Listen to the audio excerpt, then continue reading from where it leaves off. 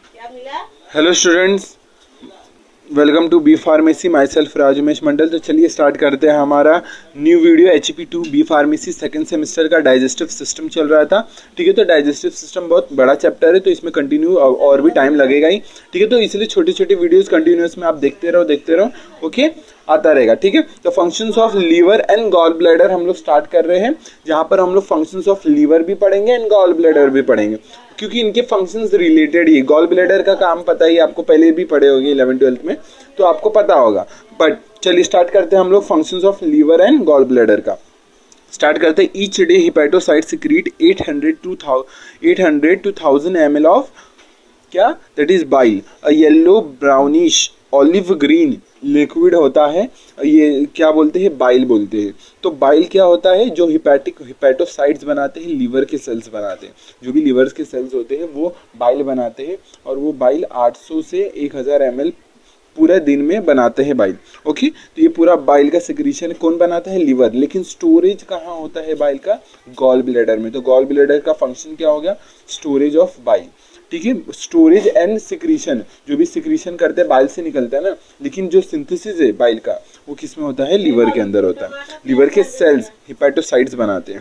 अब पीएच देख लेते हैं। अब पीएच, बाइल का पीएच क्या होता है, 7.6 से लेके 8.6 का पीएच होता है। Consist mostly of water, again वो लिक्विड पार्ट है तो मोस्टली उसके अंदर वाटर होगा। बाइल सॉल्ट्स होंगे, कोलेस्ट्रॉल, फॉस्फोलिपिड्स कॉल्ड लेसिथिन, ये सब प्रेजेंट होंगे। Bile pigments and several ions present होते हैं। ओके, जो प्रिंसिपल बाइल पिगमेंट उसके अंदर जो प्रेजेंट होता है वो होता है बिलीरुबिन। तो बिलीरुबिन ये प्रिंसिपल पिगमेंट किस में होता है, बाइल के अंदर होता है, याद रखना। बिलीरुबिन जो कलर आता है बाइल का वो बिलीरुबिन के कारण आता है। ये बाइल पिगमेंट प्रेजेंट होता है उसके अंदर, और बाइल सॉल्ट्स भी ये सब प्रेजेंट होता है बाइल जूस में। ओके, यहाँ तक क्लियर है। The phagocytosis of aged RBC means जो बूढ़े हो चुके हैं आरबीसी, वो सब उनके क्या करते हैं, फैगोसाइटोसिस, जो भी मैक्रोफेजेस है वो फैगोसाइटोसिस करेंगे। जैसे ही फैगोसाइटोसिस करेंगे तो उसके अंदर का आयरन, ग्लोबिन वाला पार्ट, फिर बिलीरुबिन वाला पार्ट। आपको पता है हम लोग ने लाइफ साइकिल ऑफ आरबीसी में पढ़ा था, वो फ्लो चार्ट में, वो डायग्राम में, जहाँ पर ये हीमोलाइसिस, जहाँ पर आरबीसी का ब्रेकडाउन होता है।